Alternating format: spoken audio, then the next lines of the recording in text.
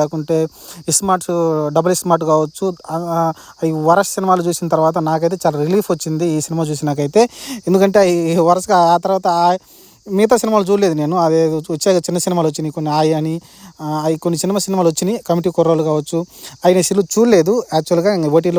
ఓటీటీలో కోసం చూస్తాను. కానీ ఈ 2 సినిమాలు అయితే నేను చూశాను. మిస్టర్ బచ్చన్ ఫస్ట్ చూశాను, తర్వాత స్మార్ట్ శంకర్ కొంచెం లేటుగా చూశాను. నాకైతే వాటి తర్వాత ఈ సినిమా చాలా ఎక్స్పెక్టేషన్ పెట్టుకున్నాను. పర్లేదు, నేను అనుకున్న దానికన్నా బాగానే ఉంది. ఎందుకంటే వాళ్ళు ముందే స్టోరీ మనకు తెలిసేసిపోయింది. ఏదైతే ఒక ఒక విలేజ్ని హింసించే ఒక పోలీస్ ఆఫీసర్ నుంచి అక్కడ నుంచి కాపాడడమే మెయిన్ థీమ్ అని మనకైతే క్లియర్గా అర్థమవుతుంది. అలానే ఒక సెంటిమెంట్ ఉంది.